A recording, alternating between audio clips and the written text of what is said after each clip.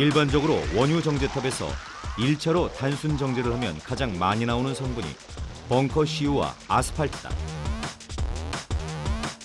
문제는 이 두 정유가 연소가 쉽게 안 되고 불순물이 많아 LPG 휘발유나 경유에 비해 싸고 질이 낮다. 1차 정제만 해서 정유를 내다 팔면 배럴당 1달러 안팎의 수익이 남는데 고도화 시설에서 정제를 거치면 10달러 이상의 수익을 남길 수 있다. 이 고도화 시설을 통해 단순 정제로 정유를 수출했을 때보다 5배가 넘는 부가가치를 얻었다는 보고도 있다. 최근 고도화 시설이 주목받는 이유는 또 있다. 아스팔트 속에 있는 화합물 같은 경우에 이렇게 제거를 해냅니다. 분해하는 과정에서. 제거를 해내면 그 양이 한 450톤 하루에 그 정도 양이 된다는 거예요. 그럼 만약에 그걸 그대로 충질유를 이렇게 연소를 시켰을 때는 그만한 양이 그 황산화물로 소위 얘기하는 아황산 가스로 대기에 배출이 되는 겁니다. 근데 그만한 양을 경질유로 전환해갖고 거의 없는 수준까지 만들어서 판매를 하기 때문에 그만큼의 오염 물질을 감축을 하는 겁니다. 환경 측면에서 그렇습니다. 그리고 또 뭐 당연히 이 가격 차도 있고요. 그만큼 처리하기 때문에 처리 비용이 들을 수밖에 없고 그만한 가격 차는 시장에서 또 이렇게 높은 가격으로 팔리기 때문에 그런 상태의 수익성이 또 있는 거죠. 한국에서 석유 정제법은 진보에 진보를 거듭해왔다.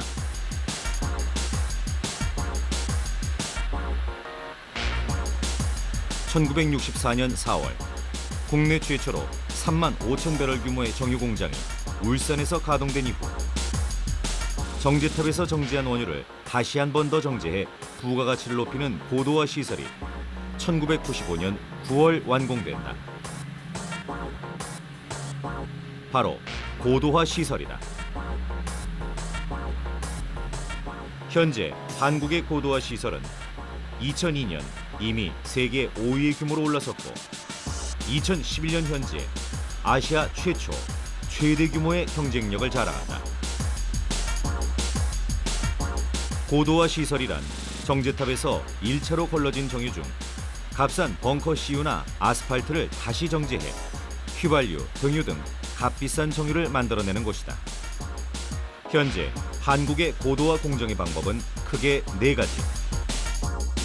벙커 CU와 아스팔트를 정제하기 위해 각각 촉매를 어떤 방법으로 쓰느냐에 따라 나눌 수 있다.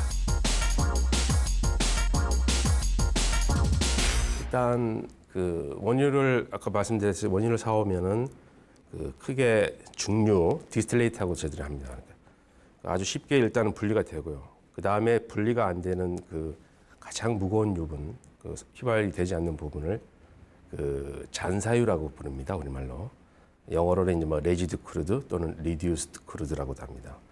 그래서 과거에는 이런 그 잔사유는 그냥 해상 선박에 들어가는 그냥 연료로만 썼는데 그 수익성이 이제 원유가 비싸지고 경제성을 더 부가가치를 창조하기 위해서 그 잔사유 유분을 뭔가 반응을 통해서 우리가 이제 고가의 제품 또는 우리 소비자들이 실제로 필요로 하는 휘발유나 경유 같은 것들을 만들게 됩니다.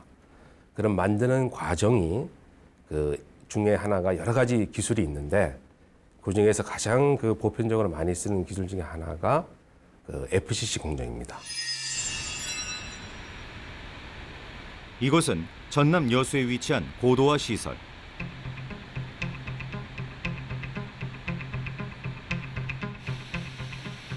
하루 9만 4천 배럴의 정유가 생산되는 곳으로 여수 전체 시설에서는 제1고도화 공정에 해당한다.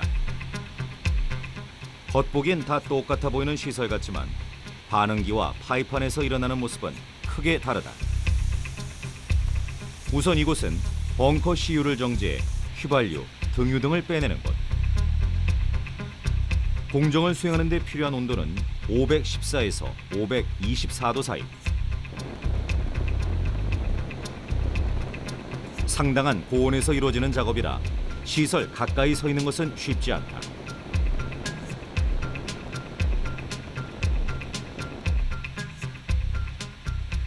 이 시설에서 벙커 CU를 분해하는 방법을 RFCC 공법이라고 하는데 공법의 핵심은 벙커 CU에 촉매를 넣어 분해한다는 점이다. 원리는 이렇다.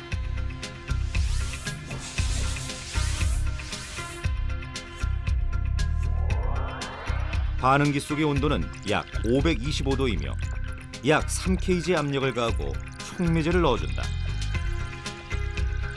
그러면 촉매는 벙커 CU 속을 순환하면서 벙커 CU의 분자들을 조각조각 쪼개어 분리해 나가는 식이다.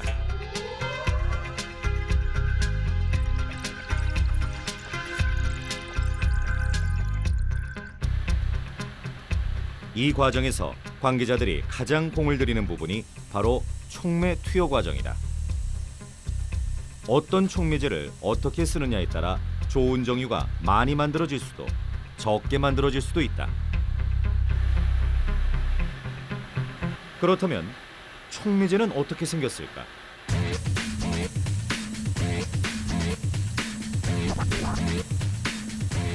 이곳은 촉매 탱크 앞. 촉매제를 실은 차가 탱크 앞에 도착했다. 이 공정에 쓰이는 촉매제는 무엇보다 유동성이 좋아야 한다. 벙커 CU 속을 순환 이동하는 동안 각종 분자들과 부딪혀서는 안 되기 때문이다. 촉매제의 이름은 지올라이트. 밀가루 파우더와 같은 고운 분말 입자를 가졌다. 분말의 크기는 평균 70마이크. 사람 머리카락이 100마이크 정도니 그보다 훨씬 더 미세하다.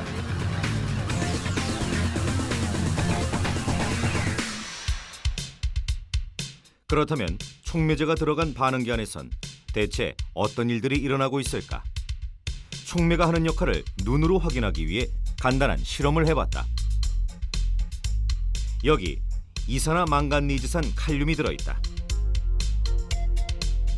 그 위로 윤활유가 되는 글리세린을 넣고 물 2~3방울을 떨어뜨려 봤다. 물이 촉매제다.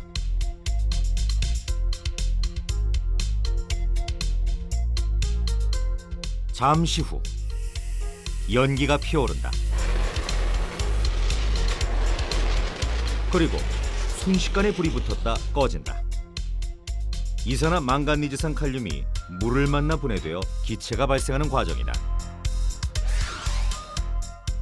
이 과정을 좀 더 눈에 띄게 실험해봤다. 이번엔 과산화수소수에 촉매는 아이오딘화 칼륨을 썼다. 이때 발생하는 기체를 눈으로 쉽게 확인하기 위해 액체비누 몇 방울을 떨어뜨리고 색소까지 넣어봤다. 그러자 순식간에 빨간 기체가 거품과 함께 흘러넘친다. 촉매인 아이오딘화 칼륨이 과산화수소에서 기체를 분리해낸 것이다.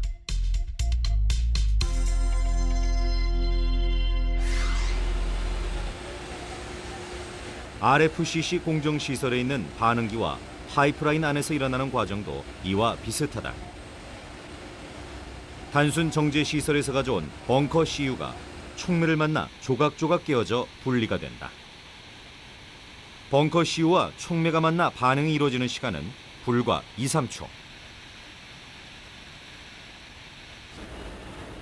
반응기 속에서 분리 과정을 거쳐 벙커 CU가 정유돼 나오고 있다. 휘발유다. 촉매에 의해 분자가 잘 잘라져 적당한 크기가 되면 휘발유가 되고 좀 덜 잘라지면 무거운 성분이 돼 경유가 되는 식이다. 각 그 제품들 간에는 이제 휘발도가 차이가 있어요. 그래서 LPG 같은 거는 같은 조건이라도 상대적으로 더 휘발성이 높고 제일 무거운 중류 같은 경우에는 상온에서나 특별한 조건에서 증발이 되지 않습니다. 그래서 그 증발되는 정도를 휘발도라고 하고 상대의 휘발도, 보통 분들은 이제 끓는 점의 차이를 이용해서 중류를 한다 이렇게 생각하시는데 보다 정확한 표현은 이제 분리하고자 하는 물질들의 휘발도의 차이를 이용해서 분리를 한다 이렇게 생각하시면 되고요.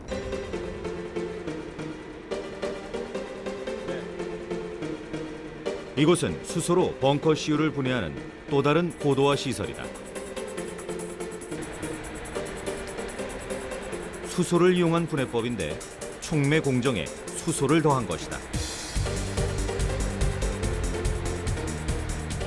촉매만으로 벙커 CU를 분해하던 RFCC 공정에서 진일보한 것으로 평가받는다.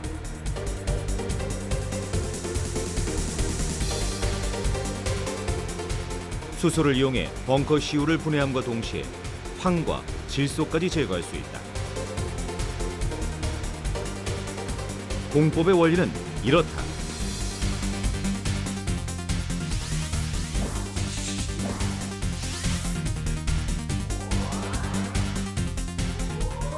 반응기에 벙커 CU가 들어있다. 고온 고압 상태의 반응기에 수소를 첨가해 황을 걸러낸다. 이후 촉매 분해 공정을 한 번 더 거친다. 그 결과물이 바로 등유와 경유 등이다. 그 열분해를 하게 되면은 더 불안정한 물질이 생성되기 때문에 그걸 촉매를 이용을 해가지고 그 불안정 물질들이 안정화된 물질을 만들어 주는데요. 그러기 위해서는 수소가 필요합니다. 그래서 수소를 그 반응기에다 넣습니다. 그래서 어떻게 보면 수소를 넣어가지고 그 분해도 시키고 거기에 있는 화학 성분들을 H2S 형태로 해가지고 제거를 합니다. 그렇다면 반응기 안에서 어떤 현상이 일어나고 있는지 좀 더 쉽게 확인해 보자. 먼저 아연이 든 비커에 황산을 넣는다.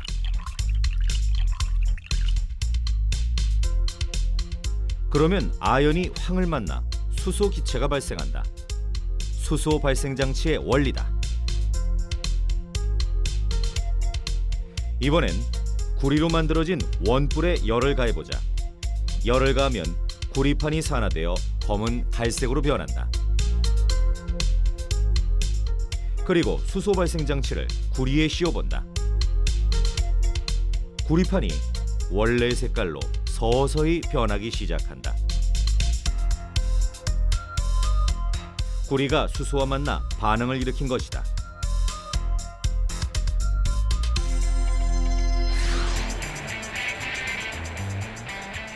벙커 CU도 이와 비슷하다.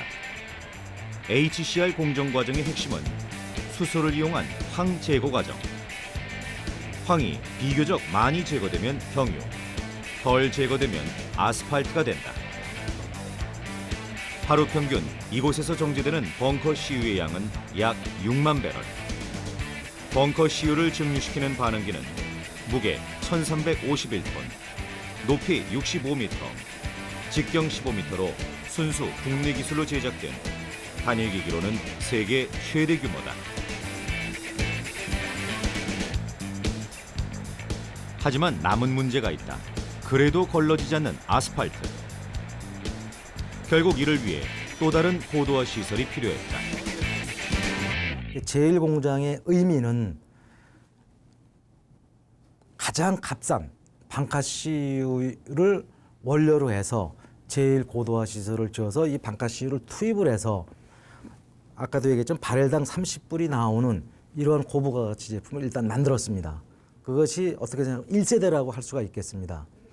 2세대는 다시 거기서 나오는 또 남는 방카CU를 또 다른 기술을 통해서 제2중전류 공장을 건설을 했습니다.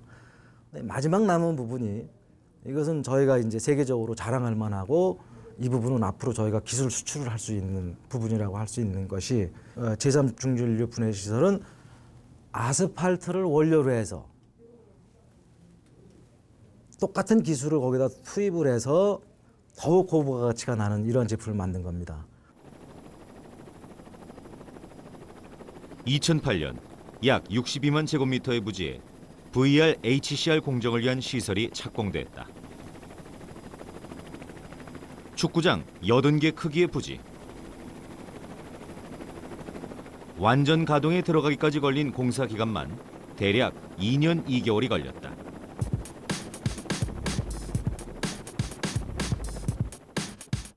아스팔트를 경유, 등유로 바꾸는 이 공정시설은 아시아에서는 처음이자 세계 7위의 시설이다. 세계적으로도 시설 자체가 드문 만큼 쉽지 않은 공사였다. 투입된 인원만 연 300만여 명, 건설 비용 2조 2천억 원이 투입된 대공사였다.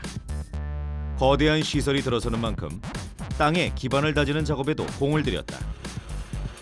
이곳의 지층은 습도에 따라 부피의 변화가 큰 팽창성 지층.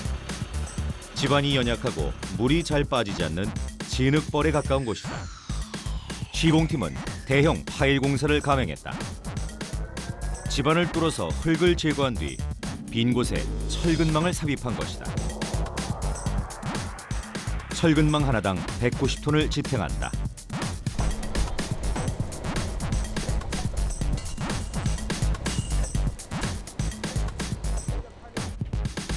이외에 제3중진류 분해시설 전체에 쓰인 콘크리트 양만해도 20층 높이의 108제곱미터형 아파트 40개 동을 지을 수 있는 분량이 쓰였다.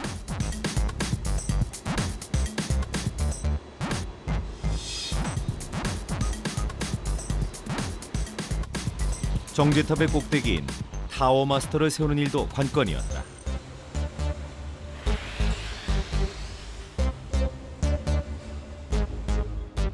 이게 막대한 돈이 들어갑니다. 일례를 들어서 단순 정제 같으면은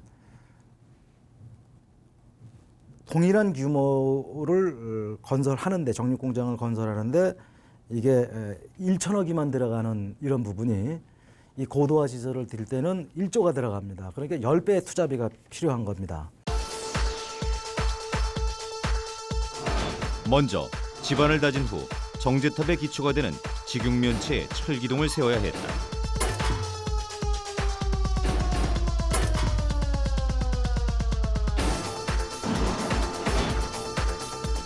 그리고 상부에 운전실을 올리고 운전실 상단에 크레인을 설치해 빈 공간에 다른 마스터를 올려 끼워 넣는다.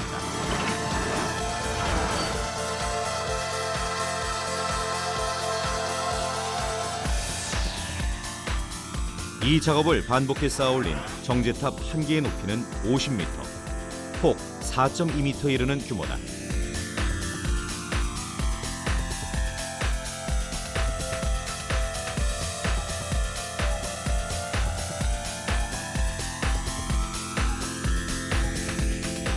높이를 키운 정제탑은 흔들림을 막기 위해 와이어로 고정시켰다. 정제탑 꼭대기에 연결돼 팽팽하게 당겨지는 와이어.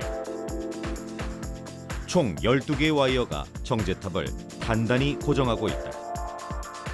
설치의 모든 과정은 컴퓨터로 통제된다. 날씨는 물론 각 와이어의 하중까지 계산된 값이다. 하부가 움직이지 않도록 고정하는 일은 기계보다 사람의 힘이 더 필요하다. 서서히 정제탑이 하늘 가까이 모습을 드러냈다. 이제 정유를 분해하는 반응기를 세우는 일이 남았다.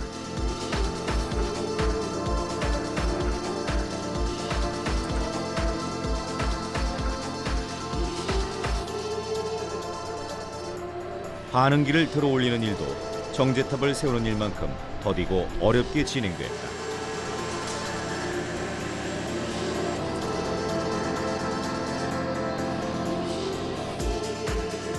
거대한 반응기가 세워지는 동안 양쪽의 균형이 기울어지지 않도록 해야 한다.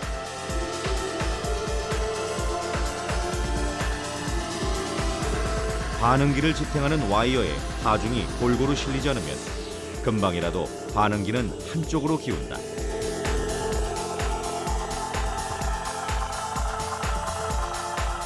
자칫 대형 사고로 이어질 수 있는 현장, 모두가 숨죽이며 지켜보고 있다.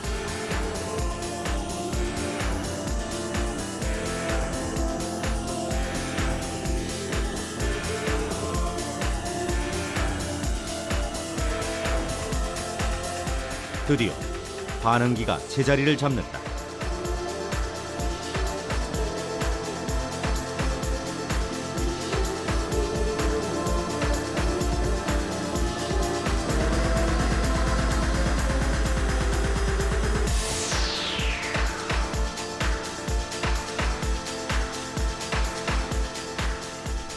그리고 2년 2개월 만에 VRHCR 공정은 완공에 이른다. 지금 이곳에선 하루 6만 배럴의 아스팔트를 분해하고 약 4만 5천 배럴의 등 경유를 생산해 전량 수출하고 있다. 하루 5억 4천만 원, 연간 약 2천억 원의 부가가치를 만들어내는 곳이라고 한다.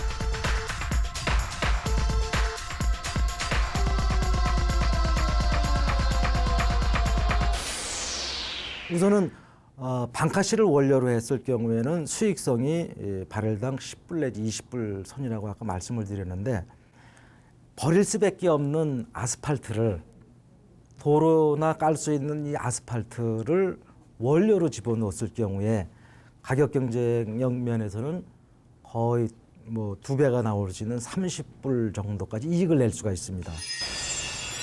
하늘 높이 솟은 증류탑과 커다란 반응기를 중심으로 거대한 파이프의 숲을 이룬 곳.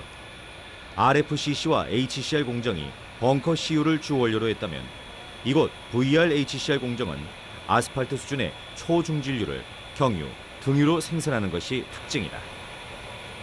저희가 분해하지 못한, 그러니까 저희가 증류하지 못한 찌꺼기들은 저 가운데를 통해서 이렇게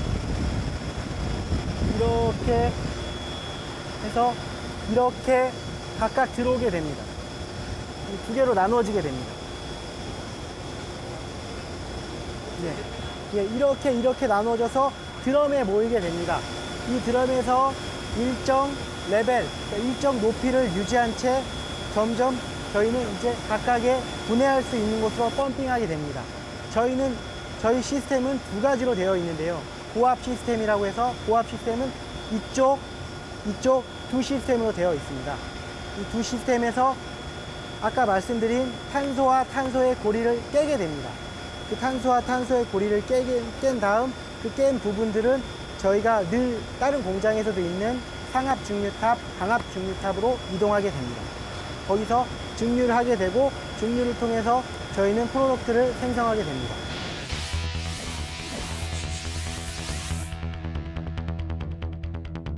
벙커 CU보다 더 무거운 아스팔트를 분해하기 위해 이곳에서는 촉매에 수소를 첨가하는 방법을 선택했다. 방법상 HCR 공정과 비슷하다. 아스팔트를 수소와 반응시켜 황화합물을 제거한 후 촉매로 남은 성분들을 다시 분리해낸다.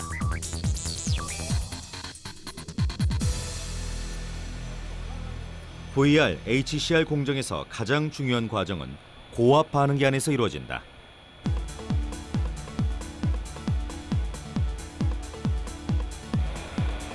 RFCC 공정과 달리 온도는 상대적으로 낮고 압력은 높다.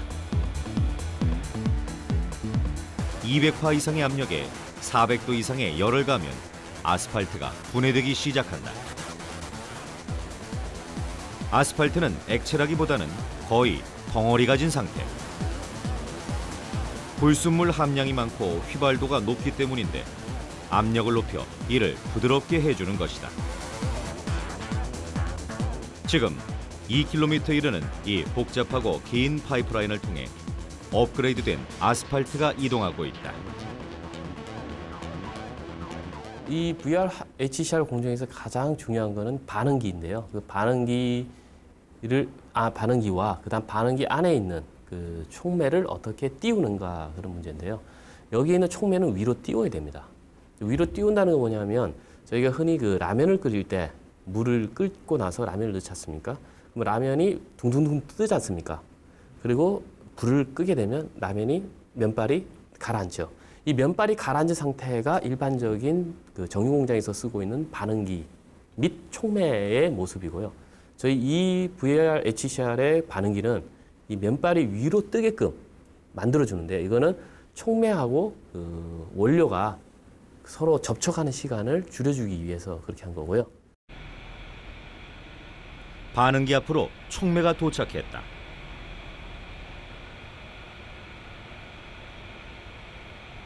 이 공정에 쓰이는 촉매는 단단하다. 니켈, 몰리브 성분들이 들어있어 수소와 반응하기 좋은 물질이다. 아스팔트가 업그레이드 되는 데 걸리는 시간은 대략 6시간.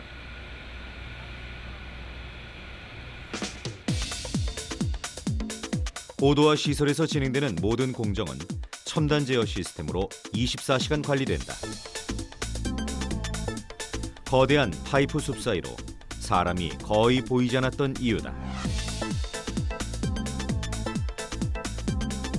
정제탑과 반응기, 파이프라인 속에 들어있는 벙커 CU와 아스팔트의 움직임을 통제하고 조정하는가 하면 또 폐수 처리 및 재활용 시설, 오염물질 배출 상태를 모니터링하는 24시간 원격 제어 통제 시스템이 가동되는 곳이다.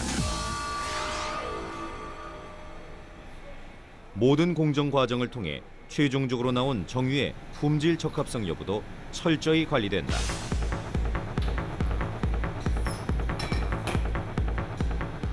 이곳에서는 황, 벤젠 등의 불순물 함량을 측정한다. 모든 정유들을 대상으로 공통적으로 시행하는 검사다.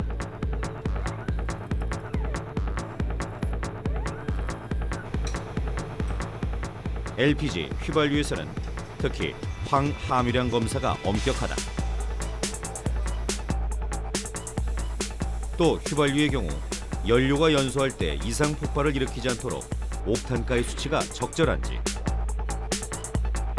경유는 엔진 효율에 적당한 발화성이 있는지와 겨울에 어느 온도에서 오는지 꼼꼼히 체크한다.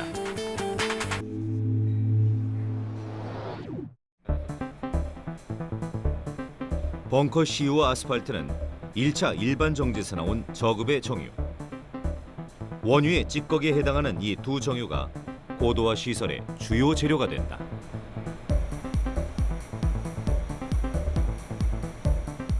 RFCC, HCR 공정의 정유 대상은 벙커 CU. 그동안 대형 엔진의 윤활유나 보일러 연료 등으로 써왔지만 환경 규제로 수요가 감소 추세다. VR, HCR 공정의 분해 대상은 아스팔트다. 아스팔트는 흔히 돌, 모래 등과 섞어 아스팔트 콘크리트로 불리는 도로 포장재로 쓰여왔다.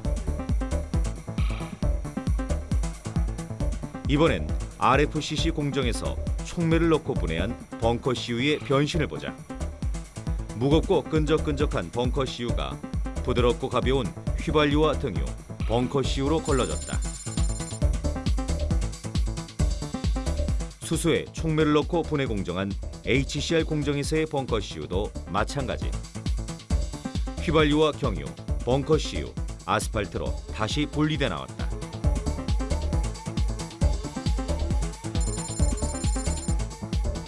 이번엔 VR, HCR. 들어갈 때는 100% 아스팔트였지만 나올 때는 LPG 3%, 나프타 10%, 등유와 경유 30%, 가벼운 벙커 CU가 30% 정도 배출됐다. 그렇다면 VR, HCR 공정을 통해서도 분리되지 않은 아스팔트는 어떻게 할 것인가? 그 문제를 해결하는 것이 바로 최신 공정인 VGO FCC 공정의 핵심이다.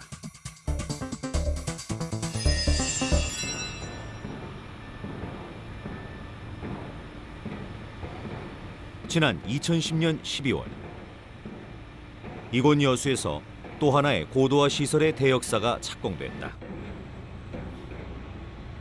지금껏 어떤 공정 과정을 거쳐도 원유의 찌꺼기들은 남았다. 그것까지 걸러내 양질의 석유를 만드는 일. 그래서 원유에서 단 하나의 찌꺼기도 남기지 않는 일. 그것이 바로 VGO FCC 공정의 궁극적인 목표다.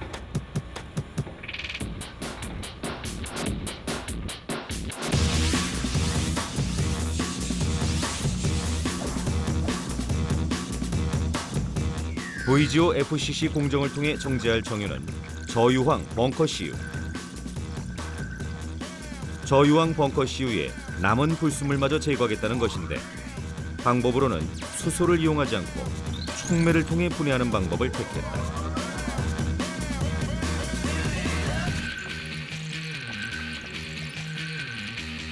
제3중진류 분해 시설까지를 가지고 있는데 지금 고도화 비율로 하면 28.5%입니다. 제4중진류 분해 시설이 완공이 되면 고도화 비율이 35.3%가 됩니다. 35.3%라는 거는 그 현존하는 기술로서는 거의 그 최고로 많이 이렇게 분해를 하는 그 정도라고 볼 수 있습니다. 더 이상 분해가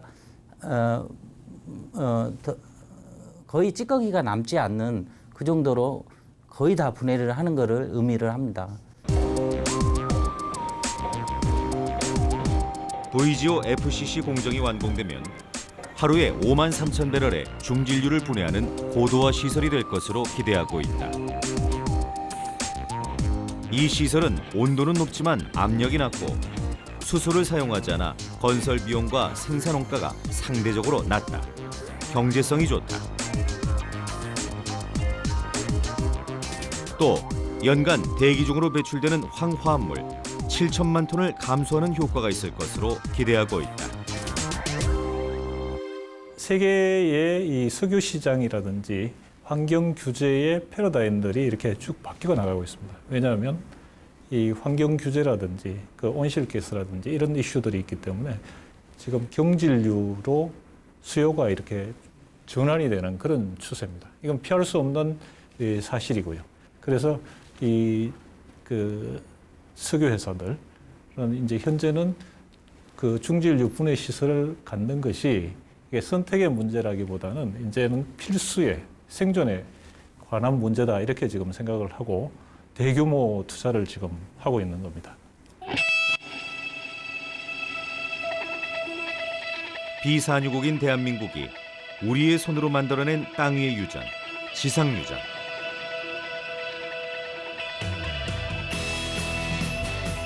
그 꿈을 가능하게 했던 시설이 바로 고도화 시설이다.